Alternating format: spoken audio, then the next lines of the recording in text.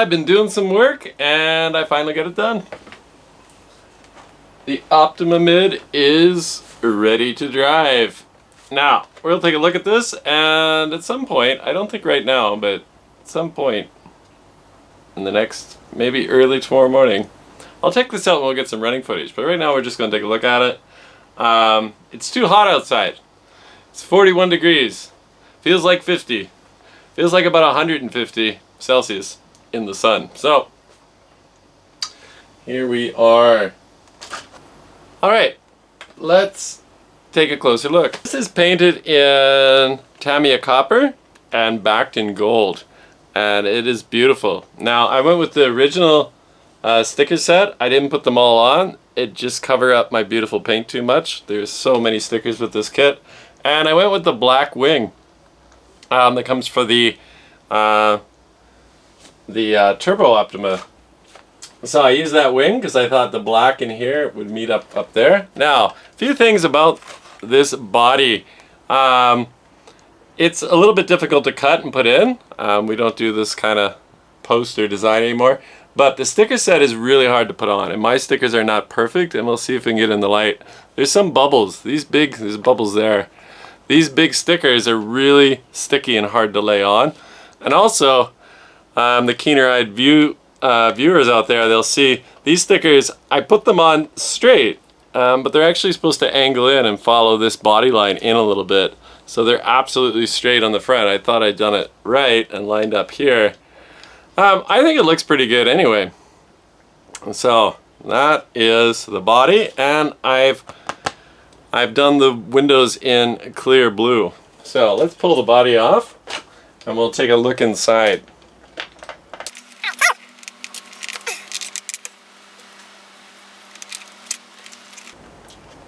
These pins are really hard to take off. Alright, let's pull the body up. We'll take a look inside and I'll show you the electronics and stuff I put in it. There we go. So here's the body shell, and you can see my window. It's kind of green under there. That's the window clear over the gold. So it is gold on the inside. I thought that was pretty good backing. Back with a lighter color and a dark. It's kind of odd, but it does look good. It's a beautiful color. So Tamiya copper, metallic copper, really does match this car quite well. We'll just set that over there on top of my Tomahawk and take the car out. So here we can take a nice close view. So this was a definite pleasure to build. There are a lot of tiny little parts, lots of little things that just have multiple pieces that on a modern car you won't see. So it takes a bit longer to build than you'd expect. I think I worked on this for most of 3 days, so a couple days. Really sitting here all day and building it. Today I did finish up the painting and stuff just after lunch. So a couple days, 2.5 days, put into building this, and I have no upgrades on it. I did put in a Hobbywing Pro XR10 Pro stock ESC. I have the box for that right here. I put the same, it's 80 amp. I put the same thing on my TD2. And for the motor, we have a new Hobbywing V version. It is a Hobbywing XE Run or She Run sensor brushless motor V10 G4. So you see that? V10 G4, and it's 13.5 turn. I think that's pretty good for off-road brushless. That should give us some good torque and give us some good speed. A very high-end motor, so we didn't skimp on the electronics, and it's the new version 4, so that just came out, so that's cool. A little bit about the build. As I said, yeah, it's rather difficult. There's lots of little parts, like even up here where you assemble the shock, you put the screw in to attach the shock. Then there's a little metal cup you can see there. That's a separate piece that joins on. So there's some odd little odds and ends. This is definitely an old classic. The car is a bit bendy until you put the top plate on, the top deck. As for assembling things, it's really hard to put this. I haven't tightened up the belt yet, if you can see in there. but it's really hard to put on this top protector for the belt. There's a bottom piece that goes on once the plate's on, so then that has to be loosened off. I ran that a few times. So near the end of the build, you install your motor, and you already have your shocks, your shock tower, everything hooked up, and then you put the motor in, and then you're supposed to put this cover on to cover up the slipper clutch. That's near impossible to slide and squeeze in there once the car is assembled. So I had to take the shock off, a few little things like that. I do like these solid plastic wings they put with the kit. They are adjustable. I have mine adjusted up 1 notch. All in all, really great kit, really happy to have it, and now I just got to take it outside and run it and see how it works. Oh, what else for the electronics? We're running a Savox 1256 TG. These are super noisy but super high torque, which should be good. Really looking forward to see how this car runs. So let's take a look, I guess. And before we do, I'm not going to run these tires. I love these rims. I love these wheels, and they bulb out a bit. I don't want to take it outside and bash it around. I think if I take it to the track, if we're allowed to go to a track, I think if I take it to the track, I will run these tires at the track. But today, or tomorrow morning, probably, when I run this car, I'm going to run. I bought a set of original Optima wheels.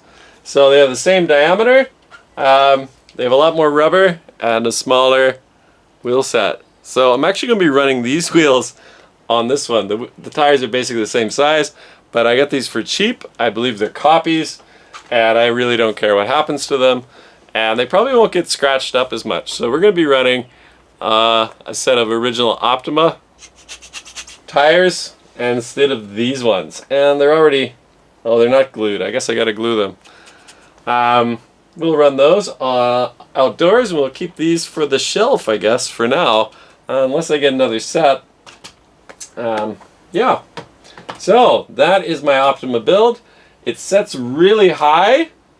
I'm surprised at how high it sets. It should probably be sat down there for a modern track, but we get about that much clearance. In fact, we have that much clearance with the ground, so it should do quite good in the grass. I think if you run this at a track, you'd want to put in some droop into it, or you'd want to get taller shock towers or an extension, and you'd want to set that down. You want to get rid of about half that height. It sets really, really high. But I'm really, really excited, and I want to see this thing in action, and I'm sure you do too. So let's take a look at this driving around. We won't be too hard on it. We will try not to damage this beautiful body. Don't want to destroy that the first time out. There we go. Turbo not Turbo Optima. Optima Mid. I didn't do the turbo. I did the turbo wing. Alright guys. Hope you enjoy. Well, it's the next day, and we're out here. It's about 7:30 in the morning, and it's only 34 degrees, so we're gonna drive it now. It's 7:30. It's just too hot yesterday, so we get it all powered up, running LiPo, and we're just gonna drive it around, see how it works.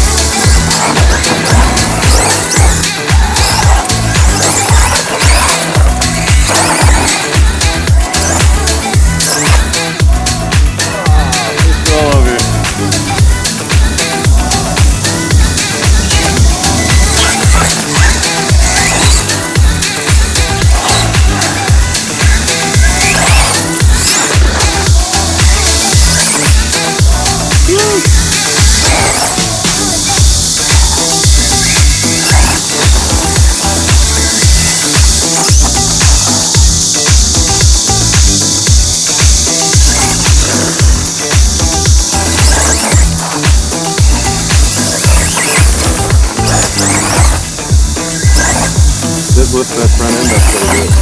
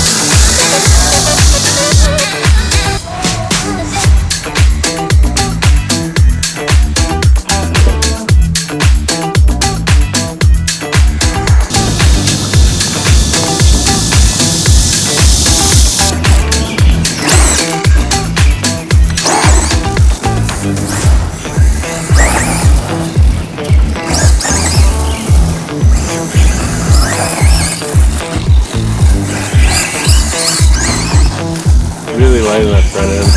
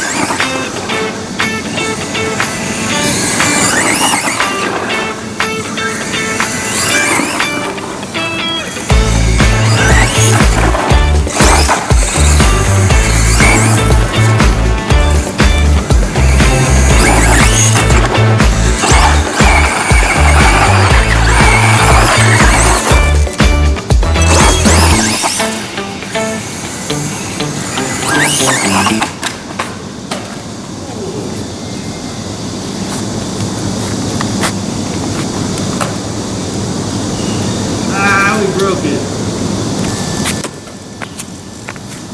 Oh, it's hot.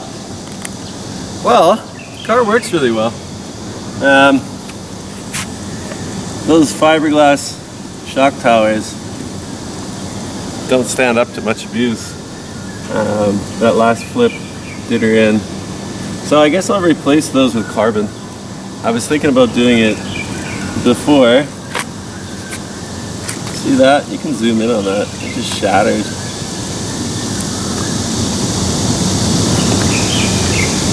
Alright.